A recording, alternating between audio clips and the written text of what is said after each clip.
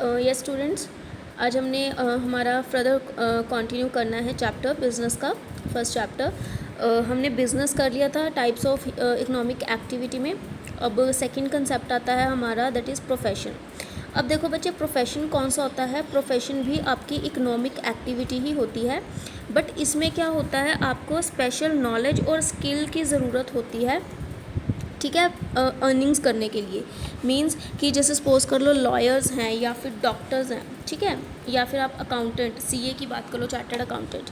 तो ये क्या होती है, ये एक स्पेशलाइज्ड नॉलेज है। अब हर कोई तो डॉक्टर नहीं बन सकता जब तक, अगर उसके पास देखो एमबीबीएस की जब तक डिग्री नहीं होगी तो आप उसको क्या है, कॉल नहीं कर सकते हो एज अ डॉक्टर, ठीक है। लॉयर के अगर केस में देखें, अगर उसके पास एलएलबी की डिग्री नहीं है तो आप उसको ये नहीं कह सकते कि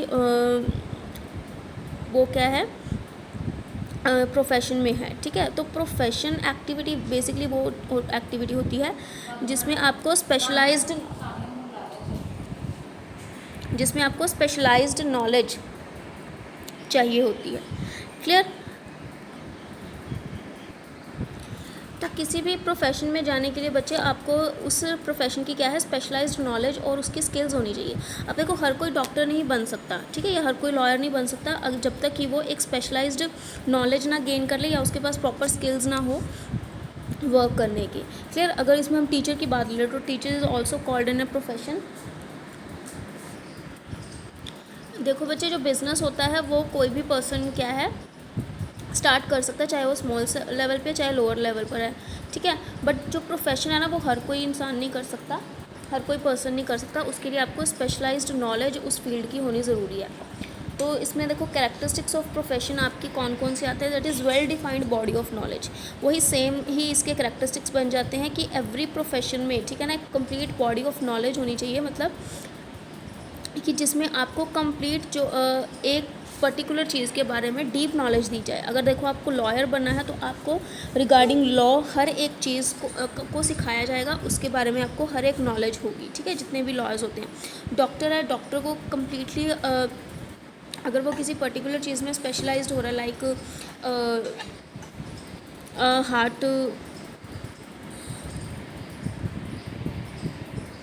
हार्ट से रिलेटेड डॉक्टर है, या फिर ब्रेन से रिलेटेड है, या फिर ऑल ओवर द बॉडी कोई डॉक्टर है, ठीक है। तो मतलब जिस भी पर्टिकुलर फील्ड में उसको नॉलेज चाहिए, ठीक है, तो उसको जब तक उसको वो नॉलेज नहीं हो जाती तब तक उसको क्या है, प्रोफेशन नहीं बोला जाता। तो इसमें देखो, रिस्ट्रिक्टेड एंट्री क्या होती है कि every profession restricted entry on the basis of examination और एजुकेशन। क्योंकि देखो, आपकी जो प्रोफेशन में आपको तभी एक एंट्री मिलेगी जब तक आपके पास प्रॉपर एग्जामिनेशन या फिर एजुकेशन ना हो उस फील्ड से रिलेटेड। अगर आपको डॉक्टर बनना है तो अगर आपके पास एमबीबीएस की डिग्री नहीं है तो you can't be a doctor, आप डॉक्टर नहीं बन सकते। या लॉयर हो तो अगर आपके पास एलएलबी की डिग्री नहीं है तो आप क्या है, उसके लिए एलिजिबल नहीं हो, ठीक है। तो इसमें फॉर्मल एजुकेशन और ट्रेनिंग चलती है, मतलब इसमें प्रॉपर इंस्टीट्यूट्स होते हैं, ठीक है। जैसे आपको पता होगा कि इंडिया में कितने बड़े बड़े कॉलेजेस हैं, एमबीबीएस रिलेटेड कॉलेजेस हैं या एलएलबी के रिलेटेड कॉलेजेस हैं, जहाँ पर कम्प्लीटली क्या है, उसी के रिलेटेड क्या है, कंप्लीट नॉलेज दी जाती है, स्किल्स दी जाती है, उनको ट्रेन किया जाता है, ठीक है। तो इसलिए इसको रिस्ट्रिक्टेड एंट्री बोला जाता है कि जब तक आप उस फील्ड में कम्प्लीटली नहीं जाते, मतलब प्रॉपर एक एजुकेशन गेन नहीं करते उस चीज़ के रिलेटेड, या प्रॉपरली एग्ज़ाम दे के एग्जामिनेशन में पास होकर वो डिग्री हासिल नहीं करते, तब तक आप क्या है, एज अ प्रोफेशन काउंटेबल नहीं होते। क्लियर? तो प्रोफेशनल एसोसिएशन का भी वही सेम मीनिंग है बच्चे की, all professions are affiliated to a professional associations. अब देखो, प्रोफेशनल एसोसिएशंस क्या होते हैं, जहाँ पर एक्चुअली हम वो क्या है, वो प्रोफेशन या वो एजुकेशन जो क्या है गेन करते हैं। अब लाइक लॉयर की मैंने बात की तो एलएलबी है उसके लिए, ठीक है। तो जैसे बार काउंसिल है, बार काउंसिल क्या है, इंडिया में एक प्रैक्टिस लॉ है, ठीक है, मतलब जहाँ पर लॉ रिलेटेड सिखाया जाता है, लॉ के रिलेटेड सिखाया जाता है, ठीक है। मतलब जो भी इंस्टीट्यूट्स होते हैं आपके, उसको हम बेसिकली प्रोफेशनल एसोसिएशंस बोलते हैं, जहाँ पर किसी पर्सन को प्रोफेशनली ट्रेन किया जाता है, ठीक है। लाइक चार्टर्ड अकाउंटेंट ले लो, चार्टर्ड अकाउंटेंट भी क्या है, एक एसोसिएशन है जिसको हम बोलते हैं Indian institute of chartered accountant of India, ICAI, institute of chartered accountant of India, जहाँ पर एक पर्सन को प्रॉपरली क्या है अकाउंट्स की कंप्लीट नॉलेज दी जाती है, ठीक है, उसको स्पेशलाइज्ड किया जाता है उस वर्क में। तो ये एसोसिएशंस होते हैं और इसी के एसोसिएशन के अकॉर्डिंग हम क्या है वर्क करते हैं, ठीक है। लाइक देखो इसमें कोड ऑफ कंडक्ट आता है। कोड ऑफ कंडक्ट क्या होता है बच्चे की प्रॉपरली रूल्स बेसिकली होते हैं, रूल्स एंड रेगुलेशंस को प्रॉपरली फॉलो करना, जो आपके प्रोफेशन है, जो आपका प्रोफेशन है उसके प्रॉपरली रूल्स एंड रेगुलेशंस को स्ट्रिक्टली क्या है फॉलो करना, ठीक है।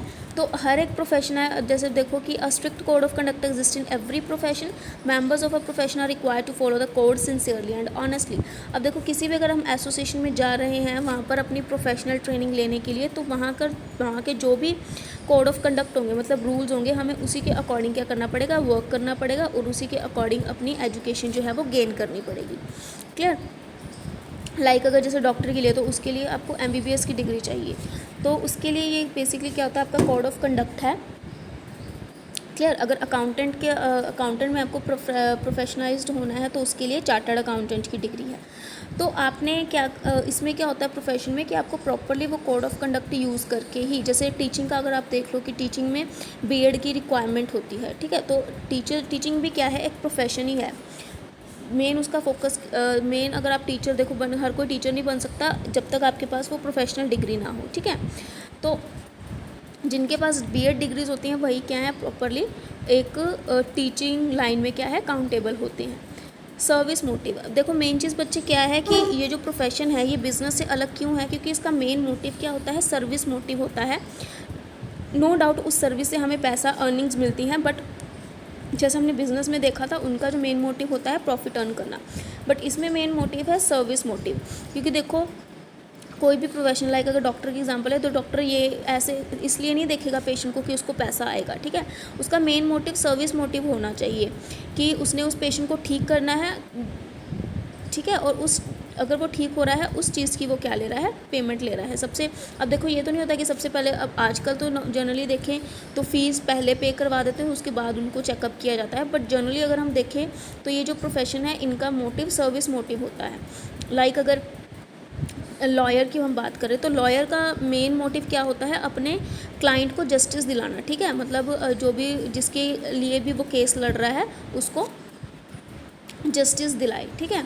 और उसके लिए वो क्या कर रहा है अपनी, क्योंकि वो अपनी सर्विस दे रहा है इसलिए वो पैसा चार्ज कर रहा है। तो जैसे टीचिंग है, टीचिंग में मेरा काम ये नहीं है कि मुझे सैलरी मिलेगी, क्लियर। मेरा मोटिव क्या है कि मुझे बच्चों को अच्छी एजुकेशन देनी है, उनको अच्छा पढ़ाना है। तो ये क्या है, मैं अपनी सर्विस दे रही हूँ, तो जो मुझे उसके बदले में अर्निंग्स हो रही हैं, सैलरी जो मुझे मिल रही है वो है मेरी सर्विस की अर्निंग, ठीक है।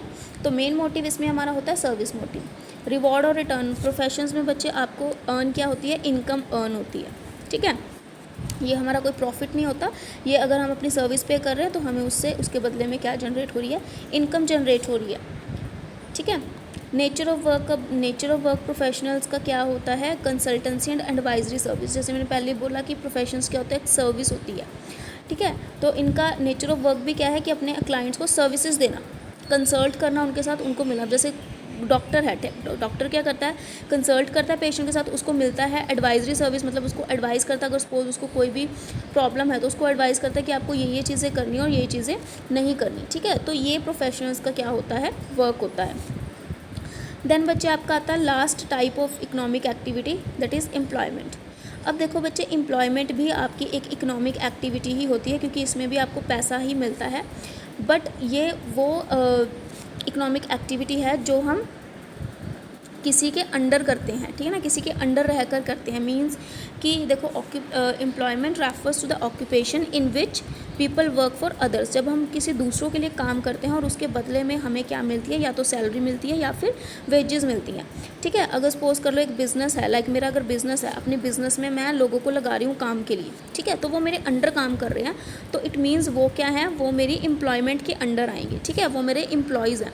तो एम्प्लॉयज़ क्या हो सकते हैं, लाइक मैनेजर भी हो सकता है, असिस्टेंट हो सकते हैं, मेरे क्लर्क हो सकता है जिनको मैंने एज अ क्लर्क वर्क दिया है, ठीक है, पीएन हो सकते हैं जो मेरे बिज़नेस में एज अ पीएन वर्क कर रहे हैं, तो नो डाउट सिर्फ बिज़नेस में ही नहीं, अगर सपोज़ कर लो प्रोफेशन में भी एम्प्लॉयमेंट हम जनरेट कर सकते हैं। सपोज़ कर लो अगर मैं डॉक्टर हूँ, ठीक है, तो मैंने एक पर्सन को लगाया हुआ है मेरी हेल्प करने के लिए अपने क्लिनिक में, तो वो उसको मैं क्या दे रही हूँ, एम्प्लॉयमेंट दे रही हूँ, क्योंकि वो मेरे अंडर वर्क कर रहा है, ठीक है।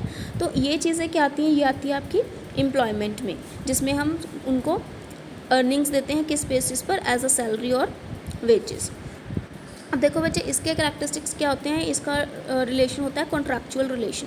कॉन्ट्रैक्चुअल रिलेशन मतलब एम्प्लॉयमेंट क्या होता है, बेसिकली कॉन्ट्रैक्ट होता है between the employer and employee. अब देखो बच्चे, एम्प्लॉयर कौन होता है, जो कि काम दे रहा है, ठीक है। जैसे मैं हूँ, अगर मैं किसी को अपने बिज़नेस में हायर कर रही हूँ, लेके आ रही हूँ, तो मैं एम्प्लॉयर हुई, और जो पर्सन काम कर रहा है मेरे अंडर वो क्या होगा, एम्प्लॉय, ठीक है। तो ये कॉन्ट्रैक्ट रिटर्न में भी हो सकता है या ऑरली भी हो सकता है। तो टर्म्स एंड कंडीशंस के बेसिस पर ही आपकी क्या है, एम्प्लॉयमेंट होती है, ठीक है। वो टर्म्स एंड कंडीशंस कैसे, अगर देखो अगर मुझे एक क्वालिफाइड पर्सन चाहिए, ठीक है, तो अगर तो वो क्वालिफाइड पर्सन हुआ तो मैं उसको अपने बिजनेस में रख लूँगी, अदरवाइज़ नहीं रखूँगी। तो ये टर्म्स एंड कंडीशंस के ऊपर बेस्ड होती है आपकी एम्प्लॉयमेंट, ठीक है। रिवॉर्ड और रिटर्न देखो, एम्प्लॉयज़ भी अपनी क्या देता है, सर्विसेज ही देता है, और उसके बदले में उसको क्या मिलती हैं, सैलरीज और वेजेस मिलती हैं रेगुलर इंटरवल्स पर, ठीक है ना। जो एम्प्लॉयमेंट होता है, एम्प्लॉयमेंट में रेगुलर बेसिस पर आपको सैलरी दी जाती है, मतलब हर मंथ में, ठीक है। नेचर ऑफ वर्क क्या होता है, एम्प्लॉयज़ रिक्वायर्ड टू परफॉर्म, इसमें नेचर ऑफ वर्क होता है कि एम्प्लॉय को काम कैसे करना होता है, वैसे जैसे कि एम्प्लॉयर ने सिखाया या जैसा एम्प्लॉयर चाहता है, ठीक है। अगर मैं अपनी मर्ज़ी से काम करूँगी तो वो मेरा काउंटेबल नहीं होगा, क्योंकि मुझे एम्प्लॉयर ने क्या दी है, जॉब दी है या एम्प्लॉयमेंट दिया, तो जैसा उसको वर्क चाहिए होगा मुझे वैसा ही वर्क करना पड़ेगा। मैं इसमें अपनी मर्ज़ी नहीं कर सकती। लाइक अगर मैं अपना बिज़नेस ओपन कर रही हूँ तो मैं बिज़नेस में अपनी मर्ज़ी कर सकती हूँ, क्योंकि मेरा खुद का बिज़नेस है, ठीक है। अगर मैं किसी और के बिज़नेस में एज अ एम्प्लॉय काम कर रही हूँ तो मुझे वैसे काम करना पड़ेगा जैसा वो मेरा मालिक चाहेगा, ठीक है, एम्प्लॉयर जैसा चाहेगा। तो कैपिटल इन्वेस्टमेंट, एम्प्लॉयमेंट के केस में बच्चे कोई कैपिटल इन्वेस्टमेंट नहीं होती, ठीक है, और ना ही कोई रिस्क होता है, क्योंकि देखो हमें हमारी क्वालिफ़िकेशन के अकॉर्डिंग क्या है, काम मिला है, उस काम के बदले में हमें क्या मिल रही है, सैलरी मिल रही है। मुझे देखो अगर आप नॉर्मली देखो तो अगर हम किसी एम्प्लॉयमेंट में जाते हैं या किसी बिज़नेस में जा रहे हैं या किसी भी इंस्टीट्यूशन में जा रहे हैं, सपोज़ कर लो लाइक मैं अगर स्कूल में भी आ रही हूँ, तो यहाँ पर मैंने कोई पैसा थोड़ी दिया है कि मुझे इन्वेस्ट थोड़ी किया, कोई कैपिटल थोड़ी लगाई है मैंने अपनी यहाँ पर। मेरी क्वालिफ़िकेशन के अकॉर्डिंग मुझे यहाँ पे क्या है मिली है, जॉब मिली है, तो वो क्या होती है, एम्प्लॉयमेंट होती है। कोड ऑफ कंडक्ट, अब देखो बच्चे, कोड ऑफ कंडक्ट क्या होता है कि वही कि एम्प्लॉय को फॉलो करने पड़ते हैं नॉर्म्स, मतलब रूल्स फॉलो करने पड़ते हैं। और किसके रूल्स फॉलो करेगा वो, एम्प्लॉयर के रूल्स फॉलो करेगा। क्वालिफ़िकेशन देख इसमें बच्चे कौन सी होती है कि जो रिक्वायर्ड है एम्प्लॉयर बाय द एम्प्लॉयर, ठीक है, मतलब अगर एम्प्लॉयर को जो क्वालिफ़िकेशन चाहिए होगी उसी के अंडर मेरी एम्प्लॉयमेंट आएगी, ठीक है। हो सकता है अगर सपोज़ कर लो मैंने एमकॉम की है तो कई इंस्टीट्यूट्स को नहीं चाहिए वो डिग्री, ठीक है, तो उस इंस्टीट्यूट्स में मैं एज अ एम्प्लॉयमेंट नहीं जा सकती। जिस इंस्टीट्यूट में मेरी एमकॉम की डिग्री को एज अ क्वालिफ़िकेशन लिया जाएगा वहाँ पर मुझे क्या मिल जाएगी, एम्प्लॉयमेंट मिल जाएगी। तो क्वालिफ़िकेशन जो बच्चे डिपेंड करती है एम्प्लॉयर के ऊपर कि उसको कितनी क्वालिफ़िकेशन का पर्सन चाहिए अपने इंस्टीट्यूट में काम करने के लिए, ठीक है, चाहे वो बिज़नेस में हो या चाहे किसी स्कूल में हो या चाहे किसी कॉलेज में हो, ठीक। अब देखो बच्चे, इसके डिफरेंसेस आते हैं, बेसिकली तीनों बहुत इंपॉर्टेंट हैं ये डिफरेंसेस का। बिज़नेस देखो आपका क्या होता है, जैसे मैंने पहले भी एक्सप्लेन किया था कि बिज़नेस जो है आपका डिपेंड करता है एंटरप्रेन्योर के डिसीज़न पे, ठीक है, कि कौन सा उसका बिज़नेस होना चाहिए। एंटरप्रेन्योर कौन होता है, जो बिज़नेस स्टार्ट करता है, ठीक है। और अगर आप बिज़नेस स्टार्ट करते हो तो आपको कुछ ना कुछ लीगल फॉर्मेलिटीज़ पूरी करनी पड़ती है अगर ज़रूरी है तो, क्योंकि देखो जो लीगल फॉर्मेलिटीज़ है बच्चे वो डिपेंड करती है टाइप्स ऑफ बिज़नेस। अभी हमने सेकंड चैप्टर करना है तो उसमें हम देखेंगे कि टाइप्स ऑफ बिज़नेस कौन कौन सी होती हैं और उसी बेसिस पर क्या होती हैं, लीगल फॉर्मेलिटीज़ होती हैं, ठीक है। प्रोफेशन देखो क्या होता है, प्रोफेशन में आपको क्या है, मेंबरशिप, आप मेंबरशिप गेट करते हो as a professional body and certificate of practice. मतलब देखो मेंबरशिप का मतलब कि देखो जिस भी इंस्टीट्यूट में आपने ट्रेनिंग ली है, ठीक है, या फिर एजुकेशन लिया है तो वहाँ का आपको सर्टिफिकेट अलॉट होता है। जैसे मैं डॉक्टर की एग्जांपल दे रही हूँ तो डॉक्टर को प्रॉपरली वो सर्टिफिकेट इशू होगा, ठीक है। आपने नॉर्मली देखा होगा किसी भी आप डॉक्टर के क्लिनिक पे जाते हो तो उसने अपना सर्टिफिकेट जो वहाँ पर शो किया होता है वॉल पे या कैसे भी कहीं भी उसने शो किया होता है, तो वो सर्टिफिकेट ये एक परमिशन होती है कि हाँ आप इस प्रोफेशन में आगे काम कर सकते हो, ठीक है, तो उसको हम मेंबरशिप बोलते हैं। एम्प्लॉयमेंट क्या होता है बच्चे? एम्प्लॉयमेंट में ऐसा कुछ मेंबरशिप नहीं होती, ये सिर्फ एक अपॉइंटमेंट होती है, ठीक है। अपॉइंटमेंट लेटर होती है and entering into service agreement, जहाँ पर आप एग्रीमेंट करते हो किसके साथ? एम्प्लॉयर के साथ, कि मैं आपके यहाँ पर क्या करूँगा? काम करूँगा। तो वो अपॉइंटमेंट लेटर यहाँ पर यूज़ होती है। उसके बाद बच्चे नेचर ऑफ वर्क आती है आपका। नेचर ऑफ वर्क में क्या है कि इसमें हमने बिज़नेस में करना क्या होता है? बिज़नेस में हमने, जैसे मैंने पहले बोला था, गुड्स को या फिर सर्विसेज को सेल करना होता है, ठीक है। गुड्स एंड सर्विसेज को प्रोवाइड करना होता है, तो वो हमारा बिज़नेस होता है। प्रोफेशनल के केस में हमारा मेन नेचर क्या होता है कि हमने अपनी सर्विसेज देनी होती है लोगों को, ठीक है। अपनी सर्विसेज देनी है लोगों को, जिसके बदले में हमें फ़ीस प्रोवाइड होगी। और एम्प्लॉयमेंट में भी बच्चे बेसिकली सर्विसेज ही होती है। It involves performing work as per service contract और रूल ऑफ सर्विस। अब देखो यहाँ पर इन दोनों की सर्विसेज में डिफरेंस क्या है, क्योंकि प्रोफेशनल वाले केस में हम अपनी मर्ज़ी से सर्विसेज दे सकते हैं, ठीक है, क्योंकि हम उस चीज़ में स्पेशलाइज्ड हैं। एम्प्लॉयमेंट वाले केस में जो सर्विस हमने किस बेसिस पर देनी है? जो हमें रूल बताए गए हैं बाय द एम्प्लॉयर, ठीक है। मतलब एम्प्लॉयर के अकॉर्डिंग ही हमने इसमें काम करना होता है। इट मीन्स कि जो सर्विसेज हम देते हैं लोगों को, मतलब जो सर्विसेज लोगों को देने का मतलब कि जो हम काम कर रहे हैं किसी भी बिज़नेस में या किसी भी इंस्टीट्यूट में, ठीक है, वो हम कैसे करेंगे? जैसा एम्प्लॉयर चाहता है वैसा। क्वालिफ़िकेशन देखो, बिज़नेस के केस में बच्चे आपको कोई भी एज अ मिनिमम क्वालिफ़िकेशन की नीड नहीं होती, ठीक है। बिज़नेस कोई भी पर्सन जो है स्टार्ट कर सकता है, बस उसको बिज़नेस की नॉलेज होनी चाहिए, डेट्स इट। यहाँ पर क्वालिफ़िकेशन नहीं मांगी जाती किसी भी बिज़नेस को स्टार्ट करने की। प्रोफेशन के केस में ऑब्वियस है आपको एक्सपर्टाइज एंड ट्रेन नॉलेज होनी चाहिए उस स्पेसिफिक फील्ड की। जब तक आप एक्सपर्ट नहीं होते उस फील्ड में, तब तक आपको एज अ प्रोफेशन डिनोट नहीं किया जाता। और एम्प्लॉयमेंट के केस में आपकी क्वालिफ़िकेशन और ट्रेनिंग जो आपके एम्प्लॉयर ने प्रिस्क्राइब की है, ठीक है, उतनी होनी ही चाहिए। जैसे मैं एग्जांपल आपको दे रही थी ना कि कई इंस्टीट्यूट्स, अगर सपोज़ मेरी एमकॉम है तो कई इंस्टीट्यूट्स के लिए वो क्वालिफ़िकेशन बेस्ट है और कईयों के लिए वो क्वालिफ़िकेशन अभी लोअर है, ठीक है। वो चाहेंगे कि नहीं आपका नेट भी क्लियर हो, आपने बीएड भी की हो, तो उसके बाद हम आपको सर्विस पे रखेंगे। तो बेसिकली एम्प्लॉयमेंट वाले केस में जो क्वालिफ़िकेशन होती है डिपेंड करती है एम्प्लॉयर के ऊपर कि उसको कितनी क्वालिफ़िकेशन का पर्सन चाहिए अपने इंस्टीट्यूट में। अब देखो बिज़नेस में रिवॉर्ड क्या होता है? आपका प्रॉफिट, ठीक है। बिज़नेस में हमें प्रॉफिट अर्न होते हैं। प्रोफेशन के केस में रिवॉर्ड कौन सा होता है? आपका प्रोफेशनल फ़ीस, हमें फ़ी पे की जाती है। और एम्प्लॉयमेंट के केस में रिवॉर्ड क्या होता है? आपका सैलरी या फिर वेजेस, ठीक है। बच्चे ये आपने याद रखना है, जो सैलरी मिलती है वो मिलती है एम्प्लॉई को, ठीक है, जो थोड़े क्वालिफाइड होते हैं, और जो वेजेस मिलती है वो मिलती हैं जो फैक्ट्री में मजदूर काम करते होते हैं उनको, ठीक है। अब देखो capital investment, as you all know कि बिज़नेस है, विदाउट इन्वेस्टमेंट कैपिटल इन्वेस्टमेंट चल ही नहीं सकता। तो इसमें आपको बहुत ज़्यादा रिक्वायरमेंट होती है कैपिटल इन्वेस्टमेंट की, ठीक है। वो डिपेंड करता है कि आपका बिज़नेस कितना, अगर आपका बिज़नेस बहुत ज़्यादा बड़ा तो आपको पैसा ज़्यादा लगाना पड़ेगा, अगर आपका बिज़नेस छोटा है तो आपको कैपिटल या जो पैसा है वो क्या है, कम लगाना पड़ेगा। प्रोफेशन वाले केस में भी आपकी जो रिक्वायर्स है वो लिमिटेड कैपिटल होती है इन्वेस्टमेंट की। क्यों? क्योंकि देखो अगर डॉक्टर है या लॉयर है तो वो डॉक्टर है तो वो अपना एक क्लिनिक बनाएगा, ठीक है, अपना काम करने के लिए। तो उस केस में जो क्या है, कैपिटल की रिक्वायरमेंट आपको क्या है, कम है, क्योंकि हमें एक ऑफिस ही बनाना है, हमें कुछ ज़्यादा बहुत बड़ी बिल्डिंग नहीं बनानी या हमें कोई मशीनरीज नहीं लेके आनी जिससे हमने प्रोडक्शन करनी है, ठीक है। तो और एम्प्लॉयमेंट के केस में कैपिटल की रिक्वायरमेंट बिल्कुल भी नहीं होती, जैसे मैंने पहले भी बोला, क्योंकि यहाँ पर हम सिर्फ एम्प्लॉयर के अंडर काम कर रहे हैं और सिर्फ अपनी सर्विसेज दे रहे हैं जिसके बदले में हमें सैलरी मिल रही है।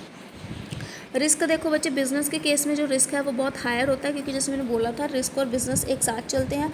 आपको नहीं पता कि आपका बिज़नेस कहाँ तक चलेगा, ठीक है। तो आपका जो फ्यूचर होता है वो अनसर्टेन होता है, इर्रेगुलर होता है। तो उस केस में जो रिस्क होता है प्रॉफिट का वो बहुत ज़्यादा होता है। प्रोफेशन के केस में बच्चे जो रिस्क है वो मॉडरेट होता है फ़ी का, क्योंकि ज़रूरी नहीं है कि हर बार डेली, अगर डॉक्टर है या लॉयर को daily he number of cases आएंगे, ठीक है, टैकल करने के लिए, या डॉक्टर को डेली बेसिस पर ही पेशेंट्स आएंगे, ठीक है। तो ये डिपेंड करता है। समटाइम्स जो रिस्क समटाइम्स क्या होता है कि कोई पेशेंट नहीं भी आता, ठीक है। समटाइम्स होता है कि कई बार बहुत ज़्यादा पेशेंट आते हैं, समटाइम्स होता है कि नहीं भी आते। तो इसका जो रिस्क होता है वो मॉडरेट होता है, ज़्यादा इम्पैक्ट नहीं पड़ता, क्योंकि देखा जाए तो डेली बेसिस पे कोई ना कोई पेशेंट तो आता ही है। एम्प्लॉय के केस में बच्चे कोई रिस्क नहीं होता, क्योंकि उसको पता है मैंने 1 महीने में अपनी सर्विसेज देनी है और उसके बदले में मुझे हर महीने क्या मिल जानी है, रेगुलर बेसिस पर सैलरी मिल जानी है। ठीक है, तो यहाँ पे कोई भी रिस्क फैक्टर नहीं होता एम्प्लॉयमेंट के केस में। अब देखो बच्चे, ट्रांसफ़र ऑफ इंटरेस्ट। अब ये पॉइंट समझना, ट्रांसफ़र ऑफ इंटरेस्ट का मतलब क्या होता है कि आप अपने इंटरेस्ट को ट्रांसफ़र कर सकते हो, मतलब आप अपनी जगह पे किसी और को क्या है रख सकते हो काम करने के लिए। ठीक है, मतलब सपोज़ अगर मैं हूँ, मेरा बिज़नेस है, तो मैं अब कुछ टाइम मैंने अपना बिज़नेस चलाया और अब मैंने अब अपना बिज़नेस क्या कह दिया, किसको दे दिया, अपने ब्रदर को दे दिया कि अब ये बिज़नेस तू चला ले। ठीक है, तो इट मीन्स मैंने अपने इंटरेस्ट को ट्रांसफ़र कर दिया, किसी और को दे दिया। क्लियर? तो बिज़नेस के केस में ये चीज़ पॉसिबल हो सकती है, बट प्रोफेशनल के केस में ये चीज़ पॉसिबल नहीं हो सकती जब तक कि उसको स्पेशलाइज्ड नॉलेज ना हो उस पर्सन को। क्योंकि देखो, अगर मैं डॉक्टर हूँ तो मैं किसी और को नहीं बोल सकती कि मेरी जगह पे तुम पेशेंट को देख लो। ठीक है, अगर सपोज़ कर लो, अगर मैं डॉक्टर हूँ तो मैंने अपनी क्लिनिक में एक लड़के को रखा है या एक लड़की को रखा है काम करने के लिए, ठीक है, मेरी हेल्प करने के लिए, तो मैं उसको नहीं बोल सकती कि आप इस पेशेंट को चेकआउट करो। ठीक है, वो मेरी ही ड्यूटी बनती है, तो मैं उस केस में, प्रोफेशनल वाले केस में, मैं अपना इंटरेस्ट क्या है ट्रांसफ़र नहीं कर सकती। और वही सेम चीज़ एम्प्लॉयमेंट वाले केस में भी इंटरेस्ट ट्रांसफ़र नहीं होता। सपोज़ अगर किसी एम्प्लॉयर ने मुझे काम पर रखा है तो मैं अपनी जगह अपने भाई को नहीं भेज सकती। क्यों? क्योंकि उसकी क्वालिफ़िकेशंस अलग है मुझसे, उसकी काम करने का तरीका मुझसे अलग है। ठीक है, तो एम्प्लॉयमेंट के केस में भी मैं अपने इंटरेस्ट को ट्रांसफ़र नहीं कर सकती। देन बच्चे देखो, कोड ऑफ कंडक्ट की रूल्स। बिज़नेस में हमें कोई ऐसा बहुत ज़्यादा रूल्स फॉलो करने की ज़रूरत नहीं होती, हर कोई पर्सन अपने तरीके से बिज़नेस चलाता है। प्रोफेशन में प्रॉपर कंप्लीट आपको कोड ऑफ कंडक्ट फॉलो करने ही पड़ेंगे as per your qualification, as per your degree. ठीक है, चाहे वो डॉक्टर की है, लॉयर की है, टीचर की है, तो वो प्रॉपर आपको कोड ऑफ कंडक्ट जो है यूज़ करने पड़ते हैं प्रोफेशन में। एम्प्लॉयमेंट के केस में हम कोई भी रूल्स फॉलो नहीं करते अपने खुद के। हम किसके रूल्स फॉलो करते हैं? जनरली एम्प्लॉयर के, क्योंकि उसने हमें काम पे रखा है, तो उसके रूल्स के अकॉर्डिंग ही हमें क्या करना पड़ता है, वर्क करना पड़ता है। मोटिव देखो, मेन मोटिव बिज़नेस का क्या है, जैसे मैंने पहले भी बोला था, अर्न करना, प्रॉफिट अर्न करना मेन मोटिव होता है बिज़नेस का। प्रोफेशन का मेन मोटिव क्या होना चाहिए बच्चे? Service motive. ठीक है, कि सबसे पहले मैंने अपनी सर्विसेज देनी है, उस सर्विसेज के बेसिस पर मुझे क्या मिलेंगी, इनकम मिलेगी, अर्निंग्स मिलेंगी। ठीक है, और एम्प्लॉयमेंट का बेसिक मोटिव क्या होता है? उसका मेन मोटिव ये होता है कि मैंने अपनी लिवलीहुड को अर्न करना है, मतलब मैंने अपना क्या कह सकते हो, लाइफ को जीना है। ठीक है, in the form of salary, कि मुझे जो भी मंथली सैलरी मिल रही है उससे मैंने कंप्लीट अपनी जो लाइवलीहुड है, मतलब अपना जो अर्न करना है। ठीक है, जैसे नॉर्मली जनरली अगर हम देखें तो ज़्यादातर हम एम्प्लॉयमेंट का ही केस देखते हैं हमारी इकॉनमी के अंदर, कि ज़्यादातर जो एम्प्लॉयज़ होते हैं वो किसी के अंडर काम कर रहे होते हैं, तो उसमें हमें रेगुलर सैलरी मिलती है, जिसमें हमने यही देखना होता है कि हम अपनी लाइफ को क्या है अच्छे से जी सके। तो ये मोटिव होता है एम्प्लॉयमेंट के केस में। बस बच्चे, आज हमने बस इतना ही करना था, नेक्स्ट हम बाद में इसका स्टार्ट करेंगे। ओके।